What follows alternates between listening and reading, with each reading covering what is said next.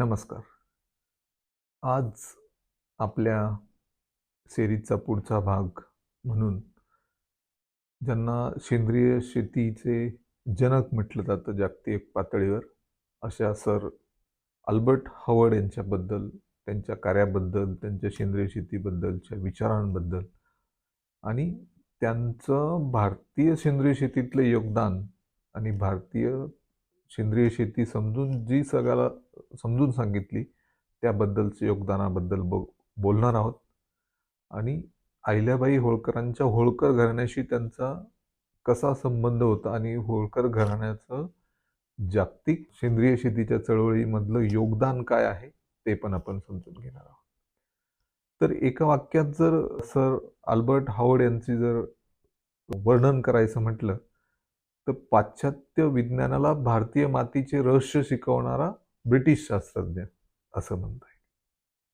तर चला जाणून घेऊया सर अल्बर्ट हॉवर्ड यांचं सेंद्रिय शेतीच्या चळवळीमधलं योगदान आणि भारतामध्ये पारंपरिक पद्धतीने केली जाणारी नैसर्गिक शेती, सेंद्रिय शेती यातलं विज्ञान म्हणता येईल जे त्यांनी जगासमोर मांडलं आणि भारतीय शेतीच्या पारंपरिक पद्धती ज्या आहेत त्या जगासमोर नेल्या आणि त्यातच नंतर ऑर्गॅनिक फार्मिंग ही तयार झाली, सर्टिफिकेशन आणि त्याचं कमर्शियलायझेशन झालं. तर याची सुरुवात कशी झाली तर 1905 मध्ये ज्यावेळेस भारताचे व्हाईसराय लॉर्ड कर्झन हे भारताचे व्हाईसराय होते आणि त्यांना वाटलं की भारतामध्ये आपल्याला दीर्घकाळ जर राज्य करायचं आहे तर इथली शेतीला विज्ञानाची जोड दिली पाहिजे. मग इथल्या शेतीला विज्ञानाची जोड दिली पाहिजे तर इथल्या शेतकऱ्यांना विज्ञानाचं किंवा वेगळे रसायनं वापरून केल्या जाणाऱ्या युरोपमधल्या रासायनिक शेतीचं प्रशिक्षण दिलं पाहिजे, ट्रेनिंग दिलं पाहिजे, ती शिकवली पाहिजे. त्यासाठी त्यांनी भारतामध्ये एक इन्स्टिट्यूट स्थापन करण्याची ठरवलं आणि 1905 मध्ये त्यांनी इम्पिरियल ॲग्रिकल्चर रिसर्च इन्स्टिट्यूट नावाची संस्था स्थापन केली बिहारमध्ये. तिला पुसा नाव दिलं, PUSA. आता ही पुसा म्हणजे काय तर अमेरिकेचं जे USA आहे आणि P हा त्याला जे हेनरी फिप्स नावाची अमेरिकन व्यक्ती होती त्यांनी त्याला देणगी दिली होती त्या संस्थेसाठी, म्हणून त्यांच्या नावातला P आणि USA ही पुसा नावाची संशोधन संस्था त्या पुसा ठिकाणी ती चालू झाली त्या नावाने. आता ही जी Pusa imperial agriculture research institute होती याच्यामध्ये जे लॉर्ड कर्झन होते त्यांनी सर अल्बर्ट हॉवर्ड यांची नियुक्ती केली. आता मुळात सर अल्बर्ट हॉवर्ड हे वनस्पती शास्त्रज्ञ होते आणि ते ब्रिटनमध्ये काम करत होते. तर त्यांना लॉर्ड कर्झन यांनी भारतात बोलवलं. भारतात बोलून त्यांना ह्या इन्स्टिट्यूटमध्ये इम्पेरियल इकॉनॉमिक बॉटनिस्ट म्हणून त्यांची नियुक्ती केली आणि मग सर अल्बर्ट हॉवर्ड यांनी त्या पुसा या ठिकाणी बिहारमधल्या ही इन्स्टिट्यूटमध्ये योगदान द्यायला चालू केलं. आता लॉर्ड कर्झन यांना अपेक्षित काय होतं की त्यांनी युरोपमधली वैज्ञानिक पद्धतीने केली जाणारी शेतीवर भारतामध्ये प्रयोग करावे या इन्स्टिट्यूटमधनं आणि ती वैज्ञानिक शेती जी आहे ती भारतीय शेतकऱ्यांना शिकवावी आणि भारतीय शेतकऱ्यांचं उत्पादन वाढवं. आता ज्यावेळेस सर अल्बर्ट हॉवर्ड हे त्या ठिकाणी काम करायला लागले त्या इम्पेरियल ॲग्रिकल्चर रिसर्च इन्स्टिट्यूटमध्ये, त्यावेळेस त्यांच्या लक्षात आलं की इन्स्टिट्यूटमध्ये जे प्रयोगासाठी लावलेली पिकं आहेत आणि त्याच्यावर जे रासायनिक शेतीने वेगळे प्रयोग केले जात आहेत त्यापेक्षा त्याच परिसरामध्ये इन्स्टिट्यूटच्या बाहेर शेतकऱ्यांनी जी पिकं लावली, स्थानिक शेतकऱ्यांनी पिकं जी लावली ती सुदृढ आहेत आणि त्यांचं उत्पादन पण जास्त आहे. तर त्या सगळ्यांनी ते आश्चर्यचकित झाले आणि मग त्यांनी ह्या शेतकऱ्यांची शेती समजून घेण्याचा प्रयत्न केला की ह्या इन्स्टिट्यूटपेक्षा भारतीय शेतकऱ्याचं उत्पादन कसं चांगलं येतंय, भारतीय शेतकऱ्याची पिकं कशी सदृढ आहेत आणि तो कुठलंही रसायन न वापरता कशा प्रकारे शेती करतो. आता बघा, तो 1905 असा कालावधी होता की भारतामध्ये शेतकरी रासायनिक खतं वापरत नव्हते तरी भरघोस उत्पन्न येत होतं. पूर्ण भारताची लोकसंख्या खाऊन ते उरत होतं, निर्यात पण होत होतं. तर मग रासायनिक शेती खरोखरच गरजेची आहे का?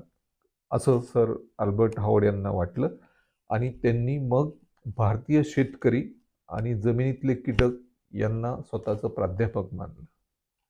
जो माणूस विज्ञान शिकवायला आला होता, वैज्ञानिक शेती शिकवायला आला होता, त्यांनी भारतीय शेतकऱ्यांकडनं नैसर्गिक शेती, पुढे जाऊन जिला आपण सेंद्रिय शेती म्हणतो, ती समजून घेण्याचा पण केला आणि त्याप्रमाणे त्यांनी काम चालू केलं.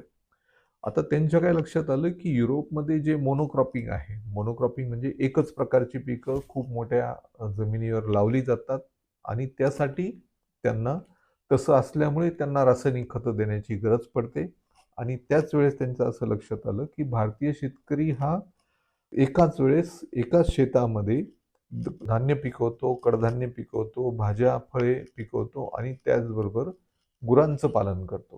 म्हणजे सर्व प्रकारचे त्याच्यामध्ये शेळी असेल, बैल असतील, गाय असेल, कोंबड्या असतील, अशा सगळ्या एक इकोसिस्टीम तयार केली जाते आणि ही साखळी जी आहे, ही साखळी तो शेतामध्ये ठेवतो. त्याच्यामुळेच त्याची पिकं चांगली येतात, असं त्यांच्या लक्षात आलं. मग त्यांनी एक महत्त्वाचं विधान केलं त्या ठिकाणी, की भारतीय शेतकरीनी एक प्रिन्सिपल वापरलेलं आहे. ते प्रिन्सिपल त्यांनी असं मांडलं, की जंगलात निसर्ग स्वतः स्वतःचं पोषण करतो. त्याला बाहेरच्या मदतीची गरज नाही आणि भारतातला शेतकरी हा शेतामध्ये निसर्गाला अनुकरून चालतो. निसर्गाप्रमाणे पेरणी करतो, पाऊस पडणार असेल त्यावेळेस पेरणी करतो. त्याचे पिकं काढण्याच्या कालावधी ठरलेला आहे. एका विशिष्ट महिन्यामध्ये हे पीक पेरलं पाहिजे, हे त्याचं ठरलेलं आहे आणि ते प्रत्येक भागामध्ये वेगळं आहे. म्हणजे भारताच्या केरळमध्ये एका विशिष्ट महिन्यामध्येच भात लावला जातो. पंजाबमध्ये भात लावण्याचा महिना वेगळा आहे, बिहारमध्ये वेगळा आहे आणि पश्चिम बंगालमध्ये अजून वेगळा आहे. तर हे त्यांनी अभ्यासलं. म्हणजेच काय, भारतीय शेतकरी हा निसर्गाला धरून चाललेला आहे आणि ते तत्त्वज्ञान, ते विज्ञान म्हणता येईल, जे भारतीय शेतकऱ्यांनी पारंपरिक पद्धतीने समजून घेतलेलं होतं, त्यांच्या पूर्वजांनी ते त्यांना दिलेलं होतं. त्याने ते प्रभावित झाले आणि त्यांनी ठरवलं, की हे जे वैज्ञानिक पद्धतीने, युरोपियन पद्धतीने जी शेती शिकवायची ते मी इथं शिकवणार नाही. मी पूर्णपणे हे भारतीय शेतकरी शेती कशी करतो ती समजून घेईल आणि ती जगाला सांगेल.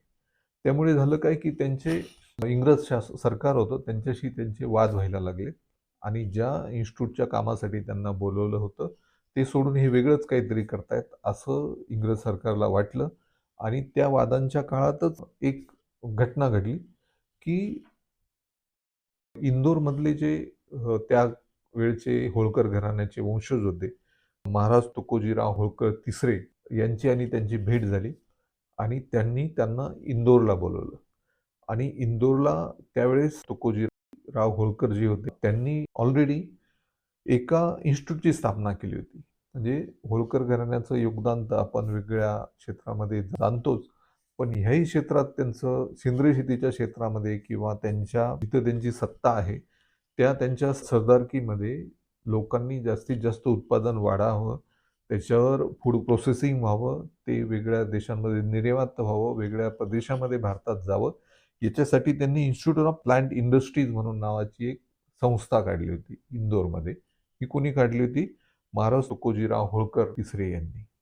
त्या होळकर घराण्याचं जे विजन होतं ते याच्यातनं लक्षात येतं आणि मग हे जे सर अल्बर्ट हॉवर्ड होते, ते हे त्यांनी बोलवलं आणि त्यांना तिथे त्या इन्स्टिट्यूटचं काम बघण्यास सांगितलं आणि त्याच वेळेस योगायोग असा झाला, एक मोठा भूकंप आला बिहारमध्ये 1924 मध्ये आणि त्या पुसा संस्था पूर्ण नष्ट झाली भूकंपामध्ये आणि आता तीच पुसा संस्था तुम्हाला दिल्लीमध्ये दिसते, की जी अजूनही काम करते शेतीच्या संशोधनाबद्दल, सेंद्रिय शेतीबद्दल नाही, जी वैज्ञानिक शेती आहे त्याच्या संशोधनाबद्दल आजही पुसा हे मोठं इन्स्टिट्यूट जे ब्रिटिश सरकारने स्थापन केलं होतं, ते दिल्लीमध्ये आहे. मग आता आपण थोडं पुन्हा त्या पुसामध्ये जे सर अल्बर्ट हॉवर्ड यांना जे काही सापडलं त्याच्याबद्दल बघूया. त्यांना निरीक्षण करताना लक्षात आलं, की संशोधन केंद्रापेक्षा आजूबाजूच्या शेतकऱ्यांची पिकं चांगली चालत आहेत. मग त्यांनी आजूबाजूच्या शेतकऱ्यांना आणि कीटकांनाच आपलं प्राध्यापक मानलं आता कीटकांना प्राध्यापक मानताना त्यांनी सगळ्यात महत्त्वाचा हा भाग बघितला, की कीटक हे आपले शत्रू नसून ते मातीचं आरोग्य आणि पिकांची स्थिती यांचे इंडिकेटर आहेत. म्हणजे काय? तर त्यांनी त्या काळच्या भारतीय शेतकऱ्यांकडनं शिकलं, की अमक्या-अमक्या कीटकांचा प्रादुर्भाव झाला म्हणजे मातीमध्ये अमकं-अमकं खत कमी पडतंय. आता त्यावेळेस त्या शेतकऱ्यांकडे असे वेगळे मायक्रोन्यूट्रिएंटची नावं नसतील कदाचित किंवा अमकं-अमकं पर्टिक्युलर हेच कॉपर कमी पडतोय, की झिंक कमी पडतंय, पिकामध्ये फॉस्फरस कमी पडतं, असं त्या शेतकऱ्यांना माहीत नव्हतं. पण त्यांना इतकं माहीत होतं, हा कीटक पिकावर त्याचा प्रादुर्भाव झालाय म्हणजेच हे जर आपण खत दिलं, तर तो प्रादुर्भाव जातो आणि त्या ज्या काही कारण आहे त्याच्या मुळावर घाव घातला जातो. म्हणजे हे जे कीटक आहे, हे त्या पिकाच्या मातीच्या स्थितीचे दर्शक आहेत, इंडिकेटर्स आहेत. म्हणजे काय? तर एखाद्या कीटकाचा प्रादुर्भाव होणं, एखादा कीटक शेतामध्ये सापडणं, म्हणजे लगेच कीटकनाशक मारण्याची गरज नाही. तर ते आपल्याला सांगतंय, की पिकामध्ये ह्या पर्टिक्युलर खताची कमतरता आहे. मग आता तेच सर अल्बर्ट हॉवर्ड यांच्या लक्षात आलं, की कीटकनाशक मारणं हे उत्तर नाहीये. कीटकनाशक मारणं हे त्यांच्याच भाषेत सांगायचं झालं तर कीटकनाशक मारणं म्हणजे ताप आला म्हणून तापावरची गोळी घेण्यासारखं आहे. इन आपल्या शरीरामध्ये ताप कमी करण्यासाठी गोळी घेणं म्हणजे इन्फेक्शन कुठे आहे याचा शोध लागत नाही. कीटकनाशक मारणं म्हणजे काय?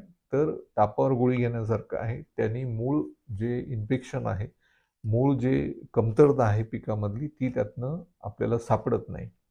म्हणून त्यांनी हे सगळे इंडिकेटर्स जे काही आहेत ते त्या शेतकऱ्यांकडनं समजून घेतले, त्याच्यावर प्रबंध लिहिले आणि ते जगासमोर मांडले.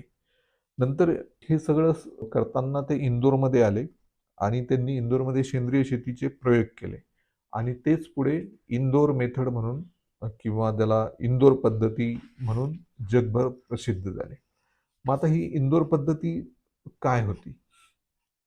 तर इंदोर पद्धती ही जी समजून सांगताना त्यांनी सगळ्यात महत्त्वाचं इंदोर पद्धती ही त्यांनी तिथल्या शेतकऱ्यांकडनं समजून घेतली, तिचं डॉक्युमेंटेशन केलं आणि त्याला इंदोर पद्धत असं म्हटलं. मग आता ही इंदोर पद्धत काय होती? तर वनस्पतींचा जो कचरा आहे, तो वनस्पतींचा कचरा, पिकांचे अवशेष, प्राण्यांची विष्ठा, मूत्र याचं विशिष्ट प्रमाण जर एकत्र केलं आणि त्या विशिष्ट प्रमाणालाच त्यांनी नंतर कार्बन नायट्रोजन रेशो म्हटलं. यांचं विशिष्ट प्रमाण जर एकत्र केलं, तर त्या मातीला सुपीक बनवण्यासाठी जो कार्बन लागतो आणि जे नत्र लागतं ते उपलब्ध होतं. आता त्यांनी हा सिद्धांत मानला, की पालापाचोळा, कचरा याच्यातनं कार्बन तयार होतो आणि मलमूत्र जे असतं किंवा जो काही शेणखत असतं किंवा कोंबड खत असतं किंवा ह्या सगळ्या ह्याच्यातनं तुम्हाला नत्र मिळतं, पालाश मिळतो. म्हणजे नायट्रोजन आणि फॉस्फरस मिळतं. आणि ह्या कार्बन आणि नायट्रोजनचं ज्यावेळेस संतुलन होतं आणि त्यावेळेस मग एक ह्युमस नावाचा पदार्थ तयार होतो आणि तो ह्युमस नावाचा पदार्थ जमिनीला सुपीक बनवतो आणि त्यांना आता त्यांनी ढोबळमानाने कीटक जरी म्हटलं असेल, तरी त्यांना त्याच्यामध्ये मायक्रो ऑर्गॅनिझम पण अपेक्षित होतं शेतामधलं. मग ह्या इंदोर पद्धतीमध्ये काय होतं, की हे सगळ्यांचं योग्य प्रमाण घेतलं जातं. म्हणजे पालापाचोळा मोठ्या प्रमाणात आणि त्याच्यापेक्षा कमी प्रमाणामध्ये मलमूत्र घेतलं जातं आणि सगळ्यात महत्त्वाचं हे जे कुजवताना त्यांनी इंग्लिशमध्ये प्रॉपर शब्द वापरले कुजवणं आणि सडवणं. आता हे सगळं कुजवताना त्याच्यामध्ये हवा खेळती ठेवली जाते. कारण ते जे काही मायक्रो ऑर्गॅनिझम आहे, त्यांना ऑक्सिजन लागतो. हे सगळं कुजवण्यासाठी. आता ज्यावेळेस तुम्ही ऑक्सिजन देत नाही, त्यावेळेस ते कुजत नाही, तर ते सडतं आणि सडतं आणि एक दुर्गंधीयुक्त पदार्थ तयार होतो, जो वनस्पतींच्या कुठल्याही कामाचा नाही. मग कुजवणं आणि सडणं यातला फरक त्यांनी समजून सांगितला आणि इंदोर पद्धतीमध्ये हा जो पालापाचोळा आहे, शेणखत न सडवता ते कुजवण्यासाठी त्यांनी सुचवलं. मग आता त्यामुळे बघा शेतामध्ये शेतकऱ्यांकडे जे कंपोस्टिंग पीट असतं, ज्याला आपण मराठीमध्ये उकरडा म्हणतो, त्याचा कधीही वास येत नाही. ते कारण तिथं कुजवलं जातं आणि ते शहरामध्ये किंवा एखाद्या गावाच्या ठिकाणी जिथं सगळं नुसतं टाकलं जातं, त्याच्यामध्ये एअर व्हेंटिलेशनची काळजी घेत नाही, तिथं ते कुजतं म्हणून आपल्याला त्या कचऱ्याची दुर्गंधी येते. तर हा फरक त्यांनी समजून सांगितला.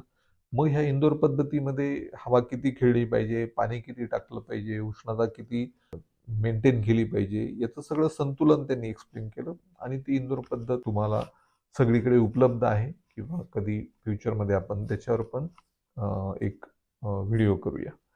मग हे जे इंदोर पद्धतीने तयार होणारं खत आहे, ते जर तुम्ही वापरलं तर तुम्हाला बाह्य कुठल्याही खताची गरज नाही, असा सिद्धांत त्यांनी होळकर घराण्यातल्या महाराजांबरोबर आणि त्या जी इंदोरमध्ये इन्स्टिट्यूट ऑफ प्लांट इंडस्ट्रीज होती, या दोघां मिळून तो मांडला. आता याच्यामध्ये होळकर घराण्याचं योगदान, इंदोरच्या शेतकऱ्यांचं योगदान आणि सर अल्बर्ट हॉवर्ड यांनी हे सिद्धांत डॉक्युमेंटेशन करून जगासमोर पुढे जाऊन मांडले. मग त्यांनी ह्या इंदोर पद्धतीला काय म्हटलं, तर आपल्या शरीरामध्ये एक पचन संस्था असते, तशी ही एक बाह्य पचन संस्था पण असते, जी बाह्य पचन संस्था ही ह्या इंदोर पद्धतीमध्ये पिकांसाठी केली जाते. मग ह्या शरीरातल्या पचनसंस्थेसारखी बाह्य पचनसंस्था म्हणजे काय, इंदोर मेथड किंवा इंदोर कंपोस्टिंग मेथड, जी भारतातली शेतकरी पूर्वपार वापरत होते. मग त्यांनी यातनं एक निष्कर्ष काढला. 1940 मध्ये त्यांनी ॲन ॲग्रिकल्चर टेस्टामेंट हे पुस्तक लिहिलं. ॲन ॲग्रिकल्चर टेस्टामेंट हे पुस्तक जगभर गाजलं.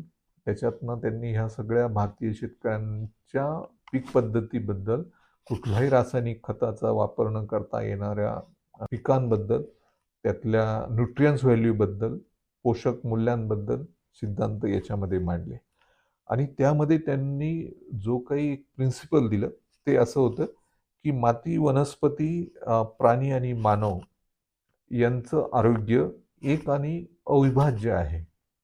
मीन्स त्यांनी असं मांडलं की सॉईल, प्लांट, ॲनिमल आणि human health is one and unique. One आणि युनिक म्हणजे काय, की हे सगळ्यांचं आरोग्य एकच आहे, एकमेकावर अवलंबून आहे असं आपण म्हणतो, पण त्यांनी तर म्हटलं एकच आहे, की ह्या सगळ्यांचं आरोग्य एकच असतं. हे 1940 मध्ये त्यांनी ॲन ॲग्रिकल्चर टेस्टामेंट हे पुस्तकामध्ये मांडलं. आणि हे आरोग्य पूर्णपणे एकमेकाला जोडलेलं आहे, म्हणून हाच सिद्धांत मी पण नेहमी मांडण्याचा प्रयत्न करतो.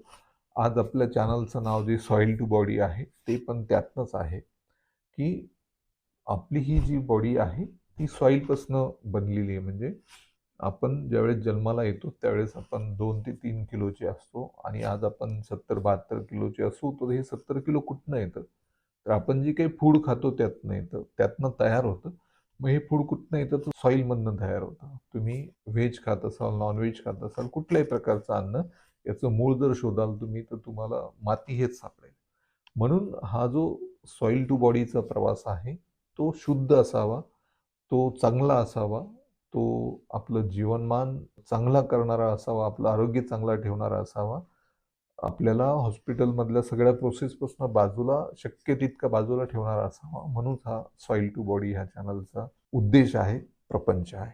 आणि हाच सिद्धांत सर अल्बर्ट हॉवर्ड यांनी 1940 मध्ये त्यांच्या ॲग्रिकल्चर टेस्टामेंट ह्या पुस्तकामध्ये मांडला होता. आणि त्यामध्ये त्यांनी इंदोर पद्धतीमधनं जे काही ह्युमस तयार होतो तो मातीत मिसळला जातो, तेव्हा तो वनस्पतींना पोषक मूल्य देऊ शकतो, हे 1940 मध्ये त्यांनी म्हटलं होतं. आणि पुढे जाऊन तेच सायन्स म्हणतंय. म्हणून आज मोठ्या प्रमाणात केमिकली ड्रिव्हन ह्युमिक ॲसिड्स विकले जातात, किंवा ह्युमिक ॲसिड खूप मोठ्या प्रमाणामध्ये शेतीमध्ये वापरले जातात. हा सिद्धांत त्यांनी 1940 मध्ये मांडला होता. मग त्यांचं जे म्हणणं होतं की माती, वनस्पती, प्राणी, मानव यांची जी सायकल आहे, आरोग्याची सायकल, ही वेगळी नाहीये. ते एक आणि अविभाज्य चक्र आहे. म्हणजे माती निरोगी असेल तरच त्यातल्या वाढणाऱ्या वनस्पती निरोगी राहतील. निरोगी वनस्पती खाणारे प्राणी, मानव नैसर्गिकदृष्ट्या आजारापासून दूर राहतील. आणि ही अखंड साखळी आहे. ही अखंड साखळी सांगताना त्यांनी असं सांगितलं की जंगलामध्ये एका घटकाचा मृत्यू हा दुसऱ्या घटकासाठी पोषक असतो. म्हणजे जंगलामध्ये कचरा असं काहीच नसतं. There is no waste in the forest. Every waste is converted in the life in the forest. हे आपण दुसऱ्या व्हिडिओमध्ये पण बघितलंय की जंगलात खते कोण टाकतं. तर जंगलात कोणी खते टाकत नाही. एका घटकाचा मृत्यू हा दुसऱ्या घटकाच्या पोषणासाठी जन्मासाठी त्याच्या लाईफ सायकलसाठी पोषक असतो. आणि याच्यामध्ये मातीमधल्या कीटकांचा, मातीमधल्या सूक्ष्मजीवांचा महत्त्वाचा रोल असतो. मग त्यांनी सांगितलं की जंगलासारखी शेती करा.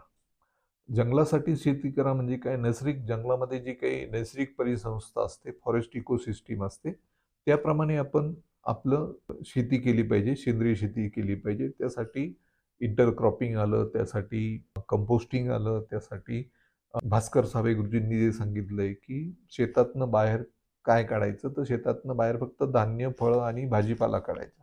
बाकी सगळं शेतातच ठेवायचं. तुम्ही बाकी शेतातच ठेवलं तर पुन्हा मातीला त्याचं पुनर्जीवन करून त्यातनं खतं तयार करण्याची आणि पुढच्या पिकासाठी मूलद्रव्य तयार करण्याची कॅपॅसिटी आहे, क्षमता आहे. हेच सावे गुरुजींनी सांगितलं, हेच सर अल्बर्ट हॉवर्ड यांनी पण सांगितलं. हे सगळे सिद्धांत त्यांनी ज्यावेळेस युरोपीय समुदायामध्ये मांडले त्यावेळेस त्यांची हेटाळणी झाली. त्यावेळेस युरोपीय समुदायामध्ये सेंद्रिय शेतीबद्दल 2 गट होते. एक गट हा सर अल्बर्ट हॉवर्ड यांना सपोर्ट करणारा होता आणि दुसरा गट हा बायोडायनामिक एक चळवळ त्या काळामध्ये युरोपमध्ये होती, ती आजही आहे. बायोडायनामिकला सपोर्ट करणारा होता. आता तर मुळात माझा तर हा विचार आहे की सेंद्रिय शेतीतल्या किंवा शाश्वत शेतीतल्या चळवळीमध्ये कुठे असे 2 गट तट नकोच. कारण सगळ्यांचा विचार हा शाश्वत शेती करण्यामध्येच असतो. पण हा इतिहास आहे. तर बायोडायनॅमिक आणि ऑर्गॅनिक फार्मिंग यांच्यामध्ये त्यावेळेस गटतट होते, वादंग होते. बायोडायनॅमिक हे एक थोडंसं थिअरेटिकल तत्त्वांवर अवलंबून असलेलं होतं. म्हणजे बायोडायनॅमिकमध्ये काय होतं की त्याला काही आध्यात्मिक आणि वैश्विक एनर्जीचे सिद्धांत होते. काही त्याच्याबद्दल आपण असं म्हणू की धार्मिक सिद्धांत होते किंवा थिअरेटिकल सिद्धांत होते. त्यावेळेस सर अल्बर्ट हॉवर्ड आणि बाकीची जी मंडळी होती ती सेंद्रिय शेती ही प्रयोगाने मांडत होती. प्रयोगाने मांडत होती म्हणजे त्यांच्याकडे शेतं होती, पिकं होती, जी दाखवली जाऊ शकत होती. त्यांनी प्रयोग केले होते, त्यातले प्रत्यक्ष निष्कर्ष मांडलेले होते आणि त्याचं वैज्ञानिक प्रमाणीकरण दिलेलं होतं. त्याच वेळेस त्या काळामध्ये बायोडायनॅमिक करणाऱ्या जी काही मंडळी होती, त्यांच्याकडे असे काही पुरावे नव्हते. म्हणून मग सेंद्रिय शेतीचा पुढे विकास झाला आणि यांच्या पायाभरणीमुळेच मग सेंद्रिय शेतीचं कमर्शियलायझेशन झालं. मग त्याच्यामध्ये आज आपण जे सर्टिफिकेशन म्हणतो, गॅरंटी स्कीम म्हणतो किंवा हे जे काही लेबलिंग असतं किंवा हे जे काही सेंद्रिय शेतीचं प्रमाणीकरणाच्या संस्था, सर्टिफिकेशन बॉडी, ऑर्गॅनिक स्टँडर्ड्स वगैरे ह्या सगळ्या पायाभरणीमुळे आले. मग आता याच्यामध्ये जे काही सर अल्बर्ट हॉवर्ड जे होते यांना खूप साऱ्या लोकांनी त्यांच्या संशोधनामध्ये सहकार्य केलं आणि हे सहकार्य करताना त्यांनी हे सगळ्या पुस्तकांमध्ये मांडलं, त्याचं वैज्ञानिक स्पष्टीकरण दिलं, प्रयोग केले, नोंदी लिहिल्या आणि हे सगळे निष्कर्ष प्रयोगांती दिले. आता याच्या यशामध्ये त्यांच्या 2 पत्नींचा पण, ज्या स्वतः शास्त्रज्ञ होत्या, त्या दोन्ही पत्नींचा खूप मोलाचा वाटा आहे. त्यामधली गॅब्रिएल आणि लुईस हॉवर्ड ह्या त्यांच्या 2 पत्नी होत्या.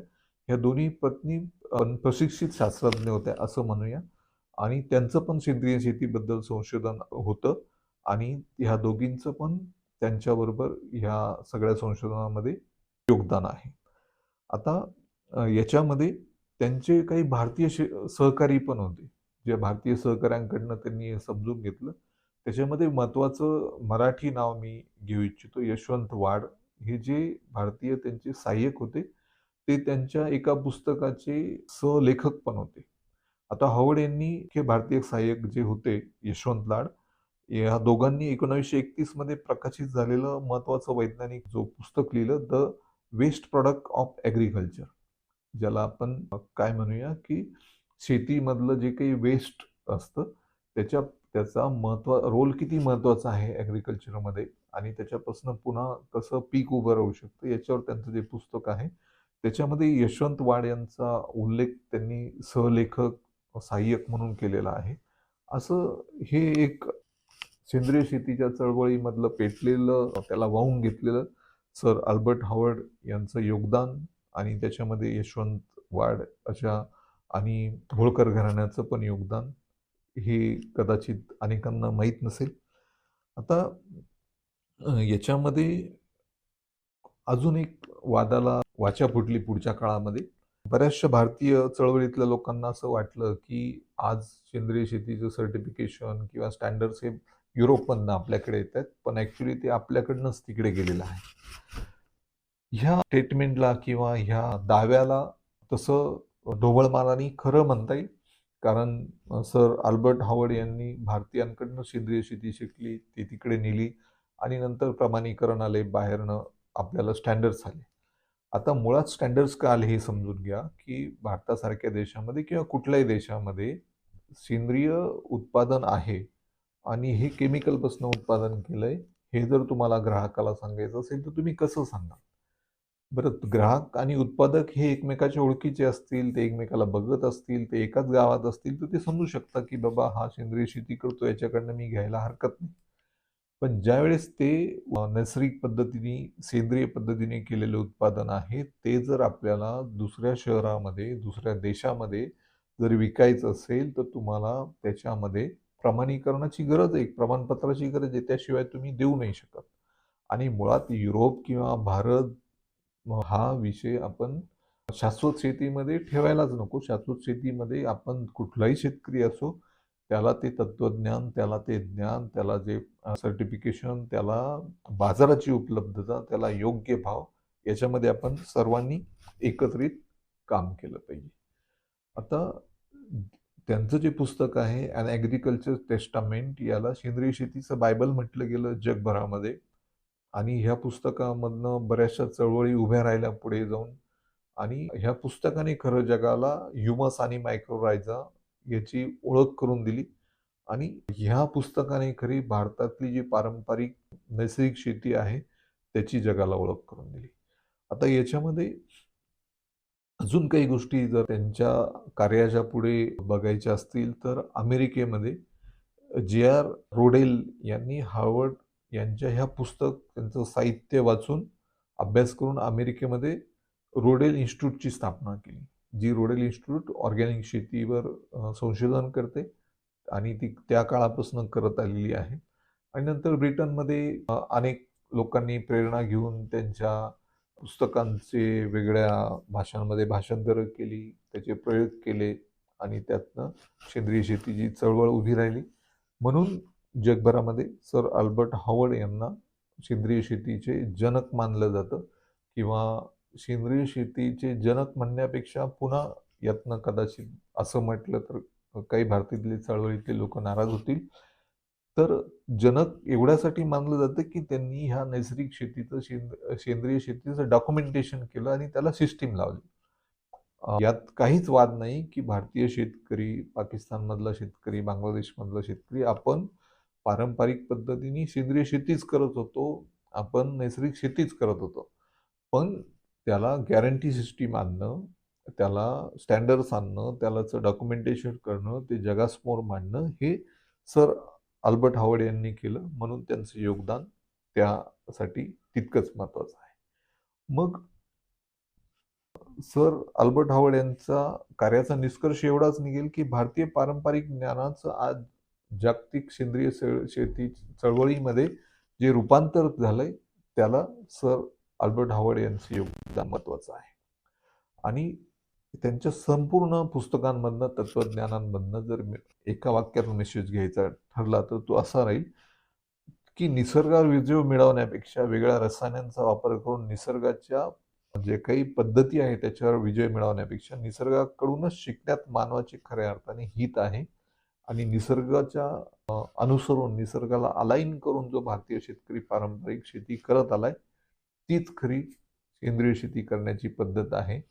आता तिचं व्यावसायिकरण करण्यासाठी आपल्याला सर्टिफिकेशन आणि डॉक्युमेंटेशन करावं लागतं. कारण त्याचं व्यावसायिक रूप आल्याशिवाय आपण आपलं जो काही प्रपंच आहे किंवा आर्थिकीकरण आहे, भारतात जे आर्थिक महासत्ता बनण्याचं स्वप्न आहे, त्याला हे सगळं करणं गरजेचं आहे. आपल्याला जर शेतीतनं नफा हवा असेल, तर हे सगळं डॉक्युमेंटेशन, सर्टिफिकेशन करणं गरजेचं आहे. तर असे हे सर अल्बर्ट हॉवर्ड, त्यांचं कार्य, त्याच्यामध्ये यशवंत लाडांचं योगदान आणि सगळ्यात महत्त्वाचं त्यांना रिसर्च इन्स्टिट्यूट उपलब्ध करून देणारे महाराज तुकोजीराव होळकर, जे अहिल्याबाई होळकरांचे वंशज होते त्यांनी इंदोरमध्ये जे इन्स्टिट्यूट चालू केली त्यांच्या विजनला, त्यांच्या दूरदृष्टीला खरंच आपण नतमस्तक व्हायला पाहिजे, नमन केलं पाहिजे. जे पारतंत्र्याच्या काळात त्यांनी भारतामध्ये अशा काही गोष्टींचा विचार केला आणि इंदोर पॅटर्न जगासमोर मांडला. तर ह्या सगळ्यांच्या योगदानाला वंदन करून आपण सेंद्रिय शेतीची चळवळ, सेंद्रिय शेती, सेंद्रिय शेतीतलं अर्थकरण, सेंद्रिय शेतीतला नफा या सगळ्या गोष्टींची वृद्धी करूया आणि एकत्र काम करूया. तुमच्या प्रश्नांना मी सदैव उपलब्ध आहे. धन्यवाद.